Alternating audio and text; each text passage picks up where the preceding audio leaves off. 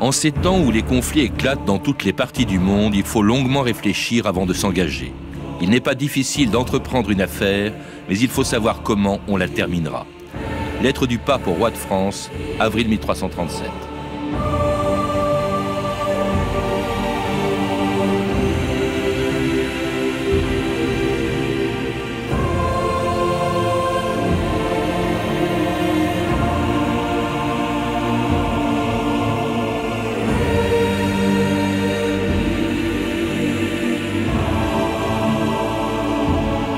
« 2000 ans d'histoire.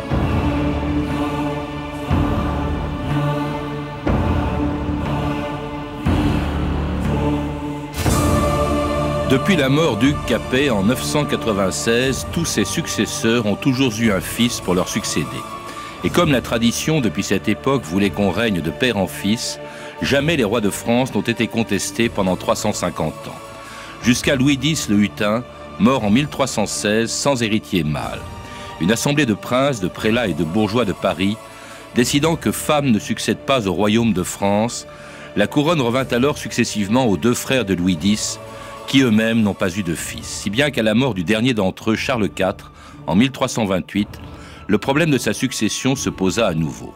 Une règle s'est alors imposée qui interdisait la couronne de France non seulement aux femmes, mais aux descendants de rois par les femmes. Cette loi dite salique, qui datait de Clovis, porta sur le trône un cousin lointain de Charles IV, Philippe VI de Valois, et non le petit-fils de Philippe le Bel par les femmes, Édouard III, qui était à la fois roi d'Angleterre et duc de Guyenne, donc vassal du roi de France auquel il devait rendre hommage. C'est cette situation compliquée qui a déclenché la guerre la plus longue de l'histoire, la guerre de 100 ans. Fils de roi ne saurait s'agenouiller devant fils de comte.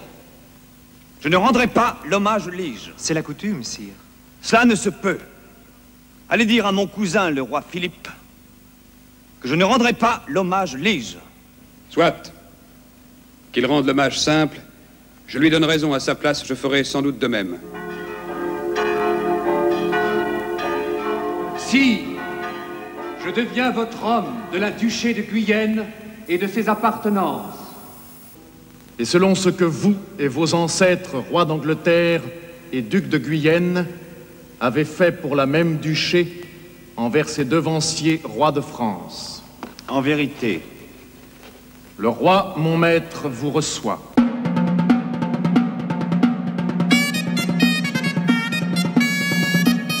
Boris Bove, bonjour. Bonjour. C'était en 1329, le roi d'Angleterre prétend hommage au roi de France pour la Guyenne, l'actuelle Aquitaine, dont il était le duc. Alors l'hommage étant au Moyen-Âge l'acte par lequel un duc se reconnaissait le vassal d'un suzerain, c'est une cérémonie assez banale en fait dans le système féodal, à ceci près que dans ce cas, c'était l'hommage d'un roi à un autre roi, puisque cet hommage était rendu par le roi d'Angleterre, duc de Guyenne, au roi de France, qui était le suzerain de la Guyenne. Alors cet hommage, vous le rappelez dans un livre, Boris Bove, un livre magnifique, Le temps de la guerre de 100 ans, qui a été publié chez Belin et qui s'inscrit dans une collection importante sous la direction de Joël Cornette. Alors cet hommage sera rompu 10 ans plus tard, en 1339, par Édouard III, ce qui a provoqué la guerre dite de 100 ans. Je dis la guerre dite de 100 ans parce que le mot, évidemment, n'existait pas à l'époque. Tout à fait. L'expression date du début de la première moitié du 19e siècle. Elle est employée dans des manuels scolaires pour simplifier à l'usage des étudiants ou des écoliers la compréhension de la période. Et donc ça vise à réunir en un tout cohérent les différents conflits qui ont opposé la France et l'Angleterre. Mais en même temps, ça donne l'idée, le sentiment que la guerre a été une succession de batailles ininterrompues pendant 100 ans. C'est pas du tout le cas. Alors le mérite de cette convention, de cette expression conventionnelle est de donner du sens à la période. Néanmoins, évidemment, elle est un peu trompeuse puisque, en gros, on peut considérer qu'il y a eu une soixantaine d'années de combats intenses, entrecoupés de trêves, parfois de plusieurs dizaines d'années. Et donc, elle n'a évidemment pas duré 100 ans. Alors, vous distinguez dans cette guerre, deux guerres de 100 ans, si je puis dire. Enfin, ça ne veut pas dire 2 fois 100 ans, mais que dans cette guerre, il y a deux grands moments essentiels pour mieux la comprendre, séparés par une très longue trêve d'une quarantaine d'années. Voilà, donc il y a d'abord une première phase de la guerre qui commence par l'événement que vous venez de rappeler, c'est-à-dire la revendication du trône de France par le roi d'Angleterre, qui refuse de prêter hommage, et puis après, carrément, qui revendique le trône de France. Et donc, offensive anglaise, victoire temporaire à Calais, et ensuite revanche française. Donc ça, c'est une première partie de la guerre de 100 ans au XIVe siècle. Et en 1380, on est revenu au point de départ. C'est-à-dire que la Guyenne est toujours anglaise, bien que plus réduite. Il est toujours vassal. Le roi de France est toujours roi de France. Et donc, apparemment, c'est fini. Et ensuite, là, il y a une longue trêve. C'est pas fini parce qu'il n'y a pas de traité de paix, mais les combattants sont épuisés, en fait. Il n'y a plus vraiment d'opérations militaires d'envergure.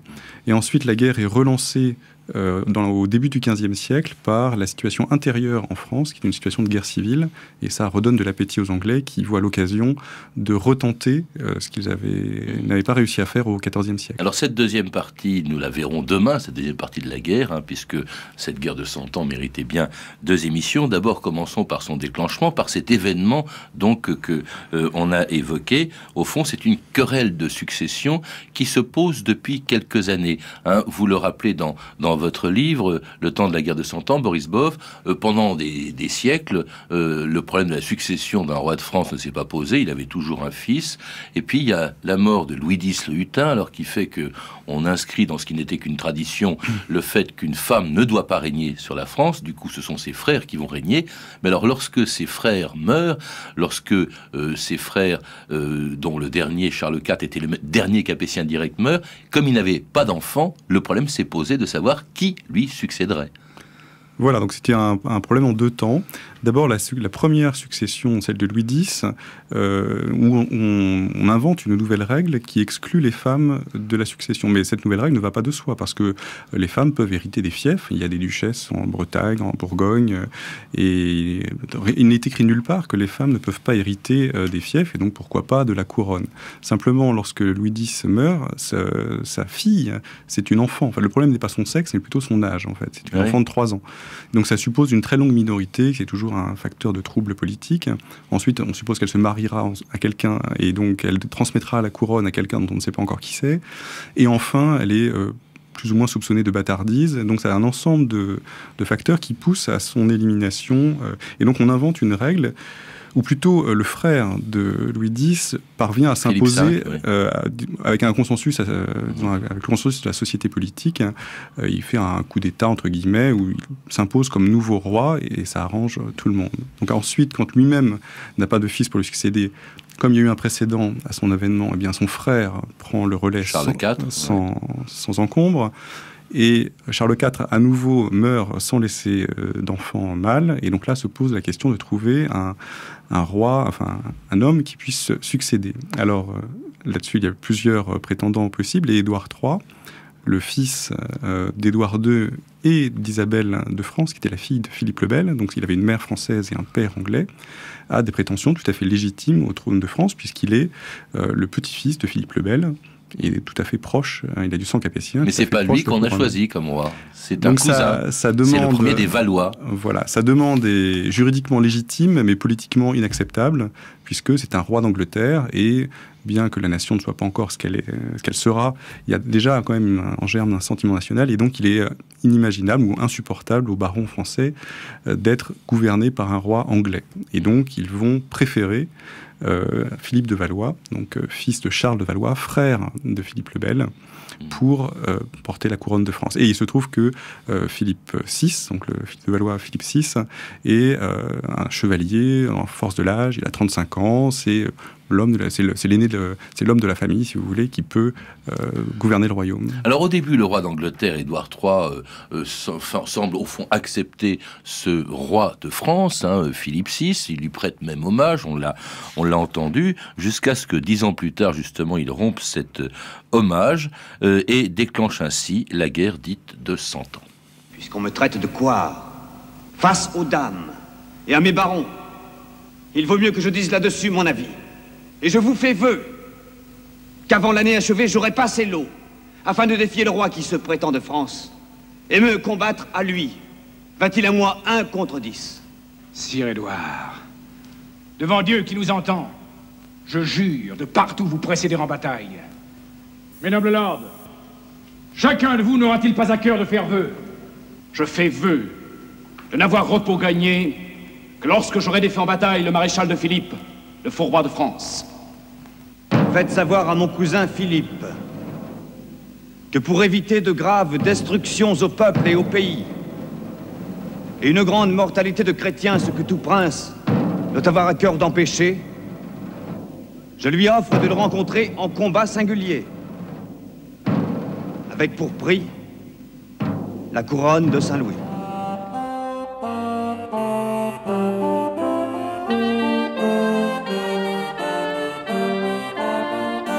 Et c'est ainsi qu'a commencé la guerre dite de 100 ans entre Édouard III, roi d'Angleterre, et celui qu'Édouard III appelait le roi qui se prétend de France, hein, Philippe VI. Début d'une guerre donc interminable, et qui commence avec des rapports de force très différents, parce que ce défi que lance Édouard III à Philippe VI, c'est un vrai défi, compte tenu du fait, vous le rappelez dans ce livre, Boris Bov, c'est que la France et l'Angleterre ne pèsent pas le même poids sur le plan démographique et militaire. Et oui, c'est un peu la guerre entre David et Goliath, puisque le royaume d'Angleterre est un tout petit royaume de peut-être 5 millions d'habitants, et le royaume de France, c'est le grand royaume de l'Occident chrétien, avec peut-être 16 millions d'habitants. Et donc si les rapports de force des armées sont proportionnels, évidemment, on ne voit pas comment un petit royaume peut en conquérir, ou en tout cas en mettre en difficulté un grand. Mais évidemment, la population n'est pas tout. Il y a aussi l'organisation du royaume et la manière de faire la guerre qui équilibrent en réalité les forces. Alors, sur le plan d'organisation, le royaume d'Angleterre est un royaume beaucoup mieux administré, et plus petit et mieux tenu, si vous voulez. Le roi peut l'exploiter plus efficacement, notamment en matière fiscale, puisqu'il y a un parlement en Angleterre qui est une assemblée qui représente la population et qui peut dialoguer avec le souverain, et le souverain peut obtenir de ce Parlement de lever des impôts exceptionnels, et avec ces impôts, il peut financer une guerre. Et d'où l'importance aussi de faire une guerre juste et légale, ce qui autorise ensuite le roi à souder la nation derrière lui, enfin en tout cas son royaume derrière lui dans la guerre. Et par ailleurs, en Angleterre, donc, il y a une seule loi, il n'y a pas de principauté territoriale, contrairement à la France, où il y a beaucoup de princes et qui ont des principautés parfois assez cohérentes, toujours un petit peu en marge du royaume. Et il y a une multiplicité de coutumes. C'est un immense royaume qu'on met 3 semaines à traverser du nord au sud. Et donc tout ça rend assez difficile l'exploitation, disons, économique, fiscale du royaume, et donc ensuite les moyens pour mettre en œuvre la guerre. Alors cette guerre commence dès 1340 par une petite bataille navale, enfin une importante bataille navale qui se passe en Flandre, près de Bruges, c'est la bataille de l'Écluse, mais c'est surtout à partir de 1345 que les choses sérieuses commencent, avec une guerre avec ce qu'on appelle des chevauchés, c'est-à-dire Édouard III débarque en France et puis commence à parcourir la France, à faire des chevauchés. Son objectif n'est pas de conquérir des territoires, Boris Bov. Non, alors en fait, l'objectif d'Édouard III, c'est d'obtenir la Guyenne en pleine souveraineté. C'est-à-dire que le vrai motif de la guerre de 100 ans, c'est le choc des souverainetés entre un vassal qui est aussi roi d'Angleterre et qui ne veut pas s'agenouiller devant un autre roi, mettre ses mains entre ses mains et se dire son homme. Il veut tout simplement que la Guyenne soit un morceau du royaume d'Angleterre totalement autonome, ce que ne refuse Philippe VI. Et excusez-moi, votre question était... Le fait que ces chevauchés n'ont pas pour objectif de conquérir la France, voilà, c'est ça que je veux dire. Dans cette logique-là, il n'a aucun intérêt à conquérir la France. Son but, c'est d'établir un rapport de force qui lui permette d'obtenir cette souveraineté. Alors, il ne cherche pas la bataille, vous le rappelez, et pourtant, c'est une bataille qui lui est imposée parce que c'est Philippe VI qui en prend l'initiative. Et alors, une bataille qui a été un véritable désastre, le premier grand désastre français de ces guerres de 100 ans, c'est la bataille de Crécy en 1346, grâce à la supériorité, justement, des forces anglaises, notamment des archers anglais qui ont joué un grand rôle, Boris Bov. Oui, alors le but de la chevauchée, c'est le pillage. Donc elle traverse le pays et elle repart. Et donc si là, il y a eu bataille, c'est pas que les Anglais voulaient livrer la bataille, c'est qu'ils voulaient au contraire repartir avec leur butin. Et c'est le roi de France qui les a rattrapés et qui les a forcés à livrer la bataille, en espérant, par une victoire éclatante, leur passer l'envie de revenir. Et il se trouve que cette initiative s'est retournée contre lui. Alors il faut dire à sa décharge que Philippe VI avait jusqu'à présent prudemment évité lui aussi les batailles, parce que en réalité tout le monde se méfie des batailles au Moyen-Âge qui sont toujours très incertaines, et on craint que ça se retourne contre celui qui l'a demandé. Donc il recule, mais son opinion ne l'accepte plus. Les Français qui payent l'impôt justement pour financer l'armée veulent une bataille, veulent des résultats en quelque sorte, et il est acculés en quelque sorte à cette bataille. Et là, l'armée, les chevaliers, la chevalerie française est prise par surprise par une nouvelle tactique inventée par les Anglais quelques dizaines d'années auparavant, dans les guerres écossaises, qui consistait non pas à donner le rôle noble à la chevalerie, aux cavaliers lourds qui vont charger la troupe adverse, mais aux archers.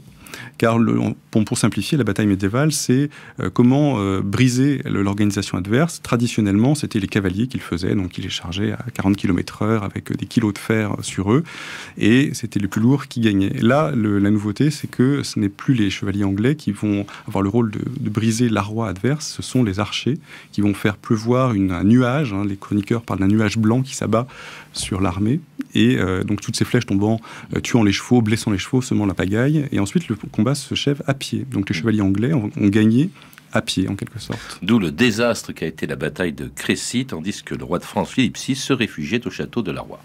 Ouvrez! C'est l'infortuné roi de France! Maintenant que vous voilà en sécurité, sire, permettez-moi de rejoindre mes troupes que j'ai abandonnées pour me battre à vos côtés. Merci, mon cousin. Je vous dois la vie. Et les morts de Crécy, qu'en dirons-nous? Et quelques milliers d'archers, toute la chevalerie française. Et nul ne pouvait imaginer que l'anglais allait utiliser les bombardes. Si les boulets n'étaient pas tombés sur une chevalerie occupée à massacrer ses archers, parce qu'il les empêchait de charger, ils n'auraient fait aucun mal. Et Dieu était anglais aujourd'hui. A-t-on fait le compte de nos troupes? J'ai relevé le nombre de chevaliers disparus, 1200... Non, ceux qui restent, combien sont-ils? Votre Majesté a l'intention de repartir en guerre? Je ne peux pas laisser tomber Calais sans réagir. Et oui, après Crécy, c'est un autre épisode célèbre de la guerre de 100 ans qui commence, le siège de Calais, qui a duré 11 mois, défendu par Jean de Vienne, et l'épisode des 6 bourgeois qui se rendaient corde au cou aux Anglais. C'est passé presque inaperçu à l'époque, parce que c'est assez fréquent. Ce n'est que plus tard qu'on a donné de l'importance au siège de Calais, Boris Bove. Oui, alors l'héroïsme des bourgeois de Calais est une invention de Froissart qui a monté en épingle cet épisode. Et donc ça, c'est une initiative qui lui appartient et qui n'a eu aucun succès au Moyen-Âge. Personne ne parle on parle du siège de Calais, mais pas des bourgeois. C'est seulement seulement à l'époque moderne et surtout au XIXe siècle qu'on se rappelle de cet épisode à partir de la narration de Froissart et on en fait des héros de la patrie. Alors, il y a eu Crécy, il y a eu Calais, le siège s'achève en 1347. C'est là que commence un autre événement majeur, mais qui a interrompu la guerre, c'est la peste noire. La peste noire, d'ailleurs, qui a ravagé aussi bien l'Angleterre que la France, si bien vous le rappelez, Boris Bove, que la guerre n'est pour rien dans cette épidémie qui a vraiment décimé toute l'Europe et pas seulement la France. Et puis, la guerre reprend avec à nouveau une défaite peut-être encore plus grave que celle de Crécy, parce que le roi de France y est fait prisonnier. Le roi de France était entre-temps Jean de Lebon, puisque Philippe VI était mort, et ce roi est fait prisonnier. C'est la défaite de Poitiers qui a été un tournant majeur aussi dans cette guerre de 100 ans. C'était en 1356. Alors, la plupart des batailles de la guerre de 100 ans n'ont eu aucune incidence militaire ou stratégique. En revanche, certaines ont eu un immense effet politique, et celle-ci étant la plus importante, puisque lors de la bataille, le roi Jean II, qui participait à la bataille, est fait prisonnier par les Anglais, amené à Bordeaux et ensuite en captivité à Londres. Et donc là, ça crée un véritable tremblement de terre en France, puisqu'il n'y a plus de roi. Enfin, plutôt, le problème est que le roi est encore vivant. Il aurait mieux fallu qu'il meure, en fait, à la bataille, puisque là, ça aurait été clair. Son fils lui aurait succédé, il aurait eu la légitimité pour gouverner. Mais là, le problème est qu'il est toujours vivant, qu'il prétend toujours être roi de France, qu'il donne même des ordres depuis Londres sur ce qu'il faut faire ou ne pas faire. Mais en revanche, il n'est plus en France, et surtout, ses intérêts sont dictés, disons, surtout par son souci de se libérer, alors qu'en France... une rançon énorme, en plus. Voilà, il accepte une rançon énorme. Il ne négocie pas tellement, en fait, parce qu'il n'est pas en position de le faire. Et en France, il n'y a personne pour prendre sa place, puisque son fils ne peut pas lui succéder, puisque son père est encore vivant. Son fils, c'est le futur Charles V, le dauphin. Le dauphin Charles est responsable, mais de fait, il doit prendre en charge le royaume, mais il n'a aucun droit à le faire. Il n'est pas régent, il n'a aucun pouvoir. En fait, les seuls pouvoirs qu'il ait, c'est en tant que duc de Normandie, donc sur la Normandie et sur le Dauphiné, c'est tout. C'est pour cette raison, d'ailleurs, peut-être que en 1358, les bourgeois de Paris se révoltent contre le pouvoir royal, contre l'autorité royale, Boris Bove, avec le fameux épisode d'Étienne Marcel. Oui, alors c'est pas les bourgeois de Paris qui se révoltent, c'est plutôt le roi qui était en négociation avec son pays depuis une dizaine, voire une vingtaine d'années pour négocier l'impôt, parce que l'impôt est toujours exceptionnel. Alors pour payer l'armée, il faut lever l'impôt, et chaque année le négocier, et parfois il est refusé. Et cette négociation a lieu avec les États généraux, qui sont une institution qui apparaît à ce moment-là, et Étienne Marcel est juste le représentant de Paris aux États généraux, mais il y a aussi des clercs et des nobles. Et alors, puisqu'il est le représentant de Paris, que Paris est la capitale, eh bien, il parle au nom des bonnes villes du royaume, mais il n'est qu'un des éléments des États généraux. Et effectivement, son rôle glisse progressivement de représentant des États généraux à révolté, rebelle, si vous voulez, mais il est poussé un peu malgré lui à la radicalité du fait même de la disparition du roi. C'est-à-dire qu'il n'y a plus d'interlocuteur pour discuter. Or, ce sont les États généraux qui décident de l'impôt. Et alors Charles, le dauphin, lui, voudrait bien qu'on lui donne de l'argent pour payer les troupes, mais les États demandent à surveiller ses comptes, à savoir comment serait utilisé l'argent. Et donc là, il y a une mésentente qui s'installe, qui pousse progressivement une fraction de ces délégués aux États généraux à être radicaux. Et donc Étienne Marcel incarne cette dérive radicale, et ça se finit mal, puisque à la fin, c'est une fuite en avant qui n'a pas d'issue, il finit par être assassiné par ses propres partisans. Autre révolte également, c'est celle des paysans contre la noblesse, la révolte de ce qu'on appelait les Jacques, en Picardie et en Champagne. Jean de Hainaut, ma sœur Marie, la duchesse de Normandie, épouse du régent, la duchesse de Bourgogne et madame Jeanne de Bourbon ainsi que ses femmes sont actuellement assiégées par une bande de Jacques révoltés. Ils sont 50, mais demain ils seront 1000. Braves gens, 5 minutes, et les échelles seront contre vos murs. 10, et nous boirons votre vin. 15, nous vous trousserons. Tuez-le. Sans oublier... Ne gaspillez donc pas vos flèches. À l'assaut!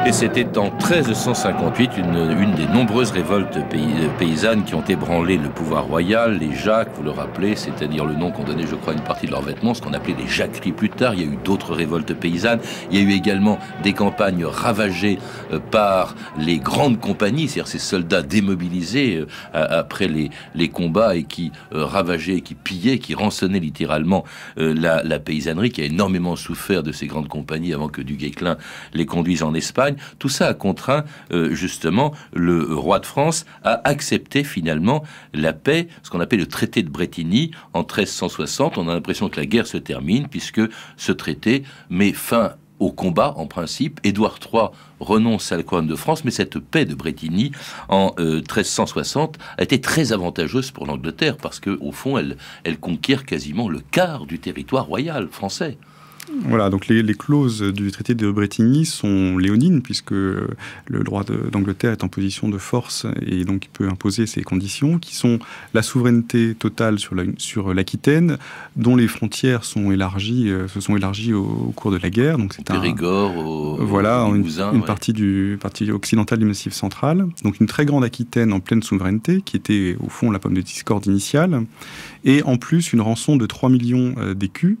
Et pour vous donner un ordre de grandeur, en fait, le budget de la monarchie, c'est 500 000 livres par an, ou 500 000 écus, si vous voulez. Et donc, c'est colossal, en fait. Jamais la monarchie a eu à débourser une telle somme. Alors, ça ne sera pas payé en une seule année, bien sûr, mais là, pour le coup, c'est une clause terrible pour la France.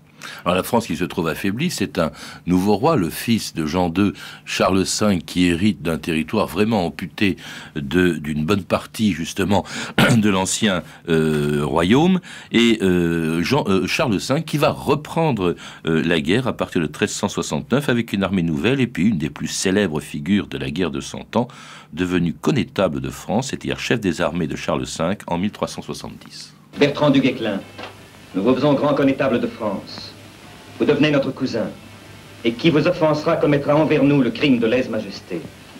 Nous vous remettons l'insigne de votre charge, cette épée à poignée d'or émaillée de nos fleurs de lys. Cher sire et noble roi, je n'ose contrarier votre bon plaisir, mais je suis un pauvre homme et de basse venue. Voici mes seigneurs, vos frères, neveux, Comment oserais-je commander sur eux? Messire Bertrand, ne vous excusez point, car je n'ai ni frère ni neveu qui ne vous obéissent. Et si quelqu'un s'avisait du contraire, il me courroucerait si fort qu'il s'en apercevrait trop tôt. À Bertrand l'épée! Livrez-lui l'épée! L'épée à Bertrand! Honneur à Bertrand! Honneur! Alors avec Charles V et son connétable du Guesclin, c'est un nouveau type de guerre qui commence à partir de 1369. Elle n'a pas de rapport avec celle que menaient autrefois Édouard III et Philippe VI. Oui, alors la principale différence, c'est que à l'époque de Philippe VI, il n'y a pas d'armée permanente parce qu'il n'y a pas d'impôt permanent pour la financer. Avec la rançon de Jean II, le royaume accepte, enfin, la population accepte de payer l'impôt parce que payer la rançon du seigneur, c'est un cas traditionnel, une obligation traditionnelle dans le monde féodal, et donc c'est douloureux mais accepté. Lorsque Charles V déclare la guerre, eh bien, il arrête de payer la rançon de son père et avec l'argent, il finance une armée. Et donc là, ça change les conditions, c'est qu'il peut désormais avoir une armée permanente, n'a pas besoin de la mobiliser. C'est le début de l'armée permanente, en fait. Oui, exactement. C'est la première fois dans l'histoire de France qu'on peut financer une armée à l'année. Et en l'occurrence, à plusieurs dizaines d'années consécutives. Et donc cette armée ne va pas à la rencontre des Anglais pour livrer bataille, surtout pas, c'est même interdit formellement par le roi Charles V, oui, sauf s'ils sont à 10 contre 1 et sûrs d'écraser l'adversaire. Donc le refus, la différence c'est le refus des batailles.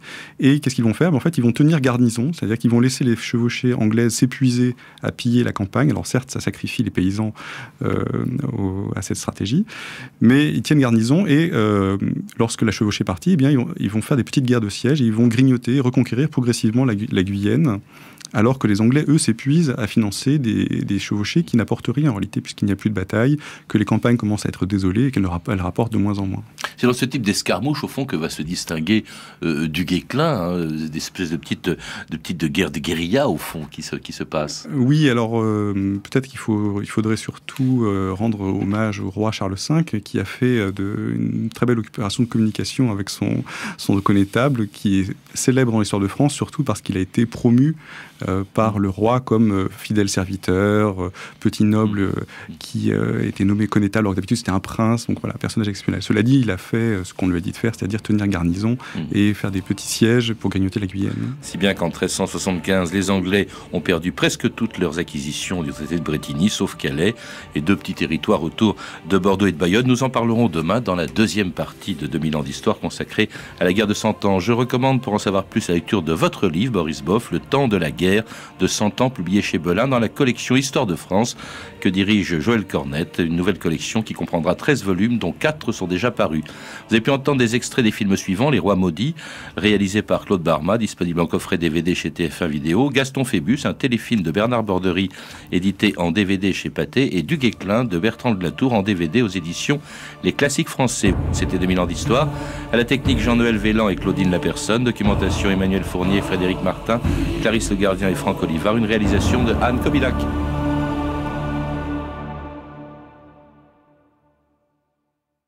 Bonjour, aujourd'hui de Du Guesclin à Jeanne d'Arc, la fin de la guerre de 100 ans.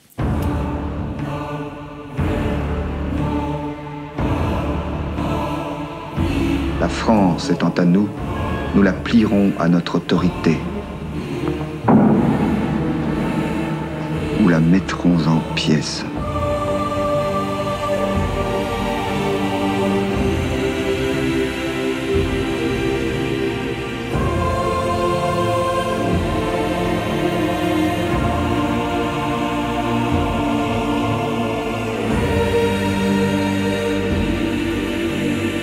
« 2000 ans d'histoire ».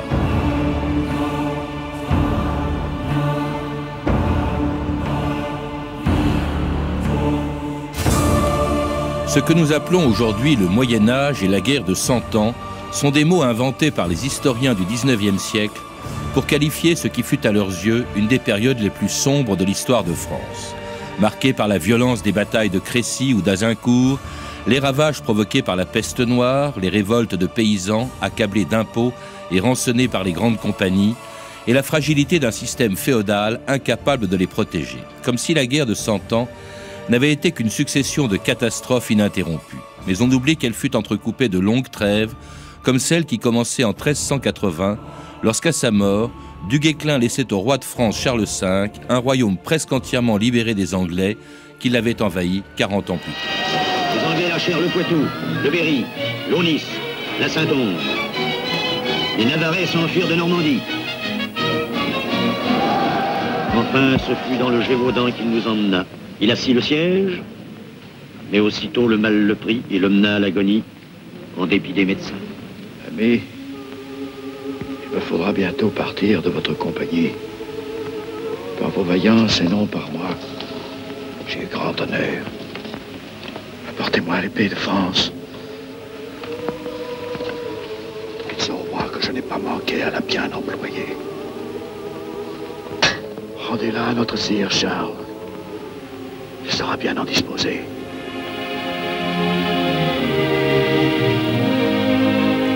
Et c'était la mort de Duguesclin en 1380. Boris Bove, bonjour. Bonjour. Alors c'est avec cette date de 1380, mort de Duguesclin, et quelques semaines plus tard également celle du roi Charles V, que se termine ce que vous avez appelé la première guerre de 100 ans, nous en avons parlé hier avec vous, et commençait alors une longue trêve de plus de 30 ans, un long règne, le règne du fils de Charles V, Charles VI, qui a régné même plus de 40 ans, et dont le règne a été marqué par un renforcement du pouvoir royal. En fait, c'est une période assez peu connue, parce que justement, c'est une période pendant laquelle il n'y a pas eu de guerre, pendant cette guerre de 100 ans, mais qui a marqué une évolution considérable dans le pouvoir royal, et aussi avec une vie de cour, une civilisation de cour très brillante, dont on a totalement oublié qu'elle existait en pleine guerre de 100 ans. Oui. Alors le règne de Charles V est contrasté parce qu'il arrive très jeune au pouvoir, donc c'est une situation de minorité, il y a des révoltes, et ensuite, assez jeune, il devient fou, et à partir de là, il y a, à partir de 1392, il est encore assez jeune, il devient fou. Mais entre les deux... De Charles VI, vous voulez dire? De Charles VI, excusez-moi, oui, j'ai un lapsus. Mais entre les deux, effectivement, il y a un moment de, disons, un peu d'apogée, un moment de grâce, et ce moment de grâce renoue avec la vie de cour qu'avait mis en place Charles V. Donc cette vie de cour, c'est pas seulement le règne de Charles VI, c'est la fin du règne de Charles V et le début du règne de Charles VI, au moment de son règne personnel. Parce que la cour, pour nous, c'est Louis XIV à Versailles, etc. En fait, ça avait commencé bien plus tôt, et c'est à ce moment-là, sous Charles V, en pleine guerre de 100 ans, qu'on peut vraiment parler de la cour telle qu'elle existera plus tard. Alors la cour, non, on peut en parler bien avant. La cour, elle existe dès que quelqu'un concentre du pouvoir entre ses mains. Immédiatement, tout le monde s'agglutine autour de lui pour obtenir quelque chose, des richesses, du pouvoir. Là, la nouveauté de cette période, c'est que avec la mise en place de l'impôt permanent, en fait, le roi concentre les richesses du pays entre ses mains. Il centralise en quelque sorte les richesses du pays entre ses mains, non pas pour les thésauriser, mais pour les redistribuer. Et donc là, participer à la vie de cour est un enjeu politique fondamental, parce que c'est là qu'on distribue les responsabilités, les offices, les charges, et aussi les cadeaux, les pensions, les hôtels, les châteaux, les seigneuries. Et donc, c'est ça qui explique qu'il y a un essor spectaculaire de la vie de cour, c'est la richesse, la nouvelle manne fiscale qui est entre les mains du roi. Donc, à partir de la fin du règne de Charles V et au début du règne de Charles VI. Alors, Charles VI qui monte sur le trône très jeune, si bien qu'il est entouré, conseillé par ses oncles, par toutes ces grandes familles, justement, qui participent, qui dominent la cour. Vous les citez, c'est les ducs de Bourbon, de Bourgogne, d'Anjou, de Berry. En fait, Charles VI ne gouverne pas vraiment au tout début de son règne.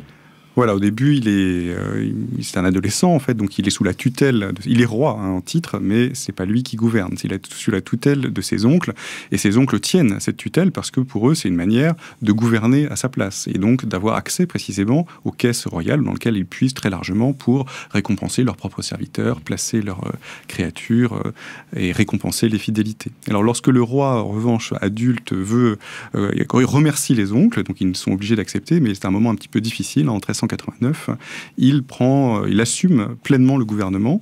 Entre 1389 et 1392, c'est le moment où il est à la fois au gouvernement et pas encore malade. Et donc, il y a un moment de grâce où il semblerait que ça aurait pu être un très bon roi s'il n'avait pas été malade ensuite. Alors, une période faste, interrompue plus de 30 ans après le début du règne de Charles VI par le roi d'Angleterre Henri V, qui en 1415 relançait la guerre de 100 ans. Puis-je, en droit et en conscience, prétendre au royaume de France? Défendez votre dû, déployez votre bannière sanglante. Vos frères, les rois et les monarques de la terre, s'attendent tous à vous voir vous dresser, Majesté, comme jadis les lions de votre sang. Maintenant, nous sommes résolus et avec l'aide de Dieu et la vôtre, noble muscle de notre puissance, la France étant à nous, nous la plierons à notre autorité. Ou la mettrons en pièces. Gaiement en mer, hissez les bannières de la guerre. Je ne suis plus roi d'Angleterre si je ne suis roi de France. Et c'était un extrait du film Henri V de et avec Kenneth Branagh et inspiré par Shakespeare bien après cette guerre de 100 ans. Qu'est-ce qui a poussé le roi d'Angleterre à nouveau à reprendre la guerre contre la France et en France ? Eh bien, il y a deux raisons. D'abord, pour le Henri V, c'était un moyen de souder l'aristocratie anglaise derrière lui dans une expédition extérieure parce que les Anglais rêvent en fait de la grande période d'Édouard III où ils faisaient leur course en quelque sorte en France régulièrement et en pillant le pays, les campagnes grasses. Et donc, il y a cette nostalgie des chevauchés du XIVe siècle. Donc, ça, c'est la première raison. Et la principale raison, c'est qu'ils sentent que la victoire est possible parce qu'en France, il y a une guerre civile entre Armagnac et Bourguignon, et ce sont les Armagnac et les Bourguignons eux-mêmes qui appellent en quelque sorte les Anglais comme alliés dans une guerre civile. Rappelons justement les origines de cette guerre civile. Vous venez à l'instant de l'évoquer.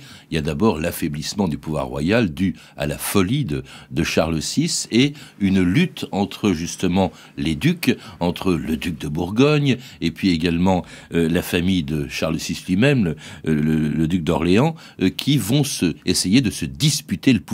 Et c'est ça qui va entraîner, après l'assassinat de Louis d'Orléans, une guerre civile entre les Armagnacs, les partisans de Louis d'Orléans, et les Bourguignons. La Bourgogne, qui est à l'époque un duché très important, Boris Bove. Oui, alors le point de départ, c'est comme au XIVe siècle, après Poitiers, c'était la vacance du pouvoir qui avait provoqué la crise, et bien là, c'est la vacance du pouvoir, non pas parce qu'il est prisonnier, mais parce qu'il est fou. En fait, il a des moments d'absence, des périodes, il a des crises de schizophrénie, où il dit s'appeler Georges, il refuse qu'on le touche, et donc le roi n'est plus capable de gouverner, et la question se pose, donc qui va... Il n'est pas mort non plus, donc c'est pas son fils. Dans l'histoire Encore de France, une fois, voilà, c'est un angle mort, si vous voulez, du régime politique monarchique, et donc le grand problème, c'est de gouverner la France avec un roi qui lorsqu'il retrouve sa conscience, peut gouverner, mais c'est des phases imprévisibles, et parfois ça peut durer plusieurs mois, où il ne peut pas prendre de décision. Donc logiquement, ce sont les princes, comme dans une régence, qui prennent le pouvoir. La question, c'est comment se partager le pouvoir. Et la guerre civile, elle vient justement de ce partage du pouvoir. Ils n'arrivent pas à s'entendre pour se partager le pouvoir. Il y a d'une part d'abord le vieil oncle de Bourgogne, qui est Philippe le Hardi, qui tient en réalité le gouvernement, mais le frère du roi, Louis duc d'Orléans, grandit, et donc lorsqu'il avait 20 ans, il songeait surtout à faire la fête, mais à la trentaine, il commence à songer à gouverner, et c'est lui le plus proche du roi, et donc il estime avoir la légitimité pour le faire. Et lorsque son oncle meurt, donc c'est son cousin qui devient duc de Bourgogne, et autant il avait un peu de respect pour son oncle, autant il n'est pas impressionné par son cousin, et donc là, il l'élimine du pouvoir, et c'est ça qui provoque la guerre civile, parce que Jean sans peur, lui, n'accepte pas d'être évincé de la cour, et de ne plus avoir accès aux mannes, à la manne fiscale, au pouvoir, aux décisions, à la nomination des officiers. Alors la France se partage en deux, entre les Armagnacs, partisans de Louis d'Orléans, et les Bourguignons, ce dont profite justement le roi d'Angleterre Henri V, qui relance la guerre de 100 ans et arrive quelque part au nord de la France le 25 octobre 1415, jour de la Saint-Crépin, pour gagner une des plus importantes batailles de la guerre de 100 ans. On écoute un autre extrait du film Henri V d'après Shakespeare, et avec Kenneth Branagh dans le rôle titre, et doublé par Gérard Depardieu. Quiconque aujourd'hui verse avec moi son sang sera mon frère.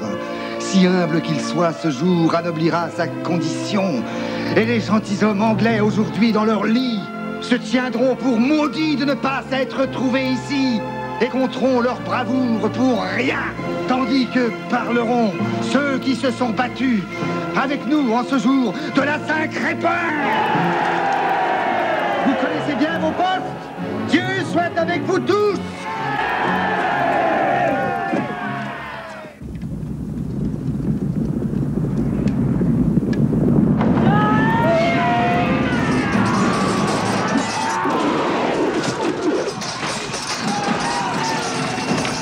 Voyez, tous nos rangs sont enfoncés.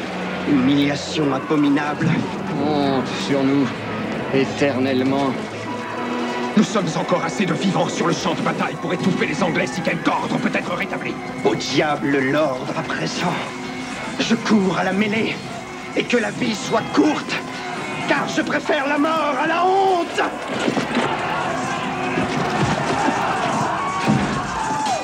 La victoire est à vous, sire.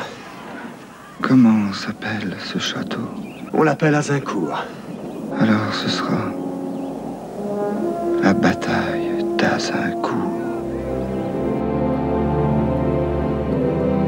Et c'était le 25 octobre 1415, jour de la Saint-Crépin. 70 ans après Crécy, voilà qu'une nouvelle bataille, un nouveau désastre pour l'armée française, et un peu pour les mêmes raisons, encore une fois, à cause des archers anglais, Boris Bove. Ça a été un véritable carnage. On a dit que toute la fine fleur de la chevalerie française avait été décimée.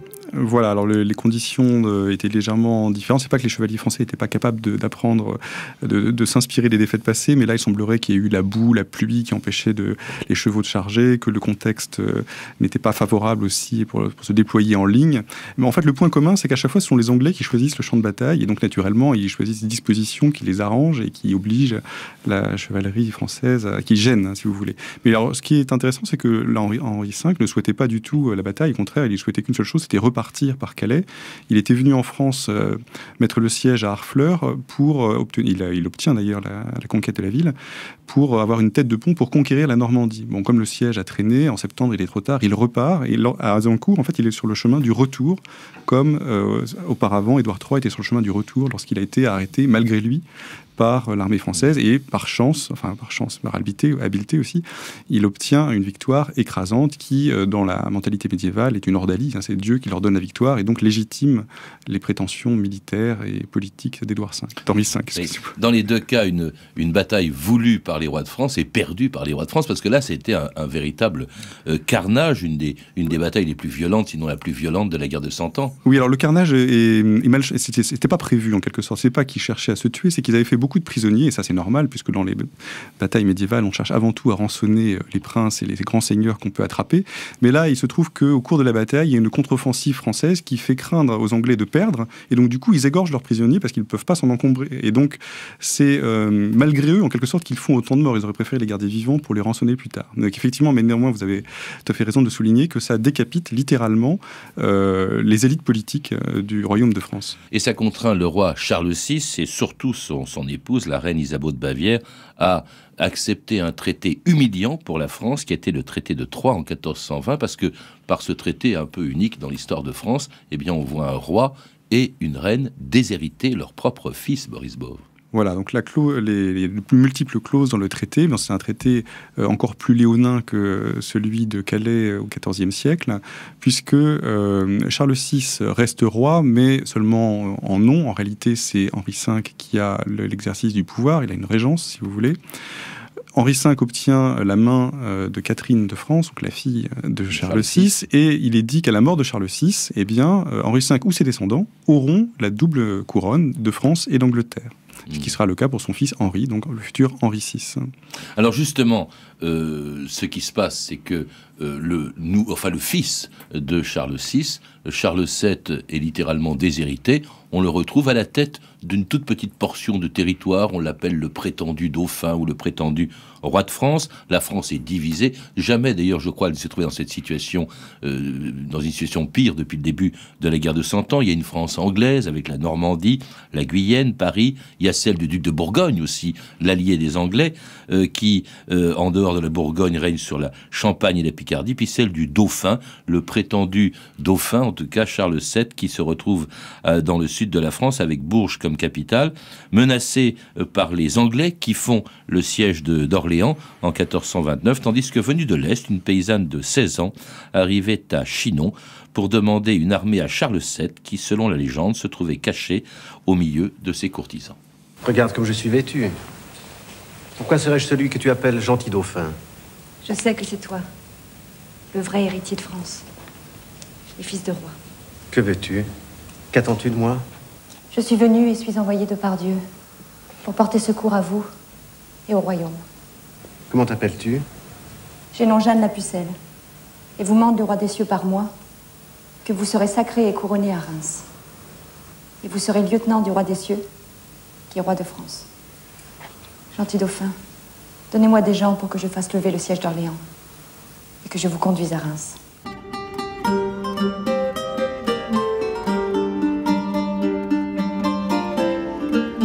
Et c'était la rencontre entre Charles VII et Jeanne d'Arc. Une légende ou une réalité? Parce que il semble que vous n'accordiez pas autant d'importance que les historiens l'ont fait pendant des siècles au rôle de Jeanne d'Arc pendant cette guerre de 100 ans, Boris Bove. Alors, l'importance que l'historien donne à Jeanne d'Arc date surtout du 19e siècle, en fait. Là encore, hein, c'est comme le nom de Moyen-Âge, c'est comme voilà. le nom de guerre de 100 ans. Grande époque pour l'histoire, le 19e siècle. Donc, en fait, pour résumer, je voudrais peut-être corriger un tout petit peu ce que vous avez dit. Charles VII n'est pas à la tête d'un petit royaume, il est à la tête de toute la moitié sud du royaume, ce qui est quand même un très gros morceau. On l'appelait le roi de Bourges, pourtant. Ben oui, parce qu'il a déplacé sa capitale à Bourges, mais effectivement, donc ce n'est pas le royaume dans son intégralité, mais la France delphinale ou de Charles VII, elle est potentiellement plus puissante en réalité que la France que tiennent les Anglais. Mais le problème de Charles VII vient de son incapacité politique en réalité à utiliser ce potentiel démographique, économique pour mener la reconquête. Et elle vient du fait qu'il est assimilé au parti armagnac. En fait, il a fait assassiner Jean sans peur. C'est un roi partisan en quelque sorte. C'est pas un roi qui serait le roi de tous les Français. Ce serait le roi des armagnacs. Et donc il y a de la propagande bourguignonne qui vise à le faire passer pour un bâtard de Louis d'Orléans et d'Isabeau de Bavière, et donc il semblerait que lui-même ait peut-être douté de sa propre légitimité. Donc c'est un roi un peu inhibé, si vous voulez, et alors peut-être le rôle de Jeanne d'Arc, ce serait de lui avoir redonné confiance en le convainquant qu'il était légitime, en le poussant à aller se faire sacrer, ce qui était du point de vue du droit, pas du tout une nécessité pour être roi, puisque c'est le sang qui fait le roi à cette époque-là et pas le sacre. Mais néanmoins, le convainc de la nécessité du sacre, et du coup, il en ressort un surcroît de légitimité dans le reste du royaume. Mais cela dit, après Jeanne d'Arc, le rapport de force est le même. C'est-à-dire qu'il y a toujours 2 France, voire 3 France, et il est loin de la victoire. Mais pourtant, elle est bien à la tête de l'armée française que lui confie Charles VII, et elle a joué un rôle dans la reprise d'Orléans. Oui, alors ses premiers... Orléans, c'était une position stratégique importante. Voilà, c'était le verrou sur la Loire. Le duc de Bedford, qui commandait les Anglais, voulait en finir avec le royaume de Bourges et a traversé la Loire pour l'envahir. Bon. Imaginons qu'il ait réussi à prendre Orléans. Je doute fort que les Anglais aient réussi à conquérir le sud de la France. Encore une fois, on revient au rapport de force démographique. C'est-à-dire que l'Angleterre est un petit pays, il n'a pas les moyens démographiques de coloniser kilomètre carré après kilomètre carré la France. Et donc, si elle n'avait pas délivré Orléans, à mon avis, il ne serait pas passé grand-chose de plus que ce qui s'est passé là. Vraiment, le point important, c'était plutôt le sacre. Et ensuite, d'ailleurs, c'est une météore. Et Jeanne d'Arc, puisqu'elle est très vite, elle passe... ça dure 6 mois, son aventure, en fait. Après, elle est faite prisonnière, brûlée. Et Charles VII ne fait pas grand-chose pour la délivrer.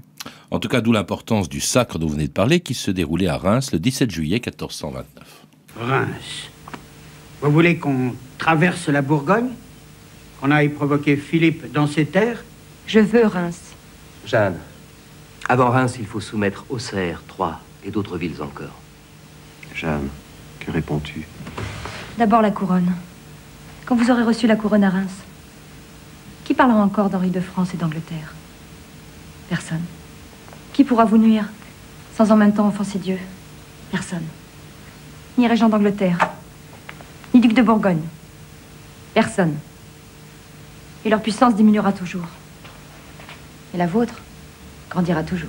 Vivat Rex in aeternum.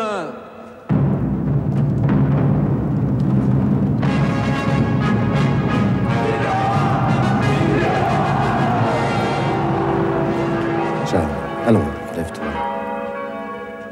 Gentil roi, c'est fait. Le plaisir de Dieu est exécuté. Ce qui est étonnant, c'est qu'après ce sacre, Boris Bove, qui a été voulu par Jeanne d'Arc, qui est organisé en quelque sorte par Jeanne d'Arc, eh bien, elle semble abandonnée par le roi de France, par Charles VII, qui la laisse brûler vive par les Anglais. On a l'impression, en revanche, en vous lisant, que c'est lui qui a joué le rôle le plus important dans la fin de la guerre de 100 ans. Oui, alors Jeanne d'Arc a redonné espoir, si vous voulez, au parti Armagnac ou à ceux qui étaient contre les Anglo-Bourguignons, mais elle n'a pas techniquement, stratégiquement ou militairement donné les moyens de la victoire. Et ensuite, bien que l'espoir soit revenu, parce que cette prophétesse portait la parole de Dieu, et donc dès lors on avait Dieu pour son camp, et la victoire était assurée, mais néanmoins, dans la pratique, il n'y a pas eu de victoire décisive ensuite, et c'est une guerre d'escarmouches, avec des sans-fronts assez confuses, pendant une grosse dizaine d'années, parce que en fait le roi n'a pas les moyens militaires de la reconquête. Il lui faut tout simplement, encore une fois, l'impôt permanent qui entre-temps s'est dissous dans la guerre civile, et avec cet impôt une armée permanente, et enfin là avec l'impôt permanent et une armée permanente, il peut mener la reconquête, ce qu'il fera très rapidement à partir du moment où il réussit à ses réformes administratives et militaires. Et ça se fait plutôt à la fin de son règne, dans les années 1444 et suivantes, où il mène les deux de front, et ensuite il reconquiert très rapidement la Normandie et la Guyenne en quelques années, jusqu'en 1453. C'est lui qui met fin à la guerre de 100 ans.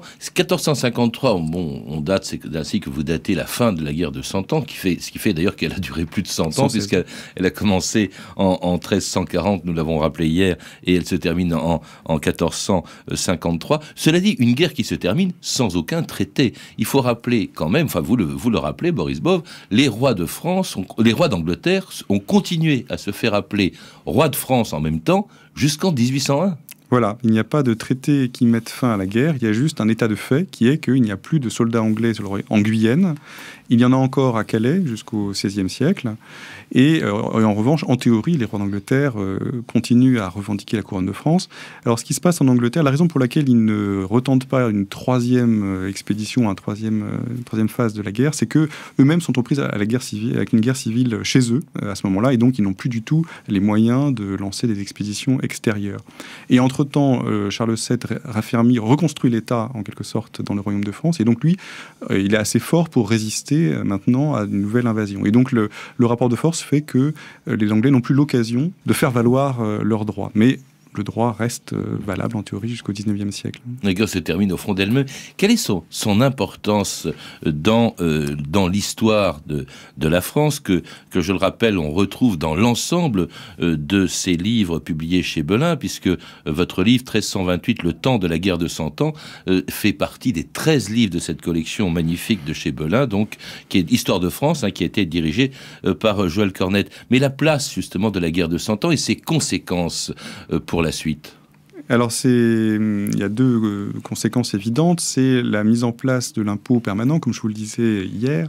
L'impôt n'existait pas. Il a été mis en place au XIVe siècle. Il disparaît avec la guerre civile, mais il est réinstallé avec les réformes de Charles VII, et ensuite il reste jusqu'à nos jours. Et donc, dès lors que le roi est capable de centraliser les richesses de la nation, ça lui fait un levier politique extraordinaire. Il n'y avait pas d'impôt avant.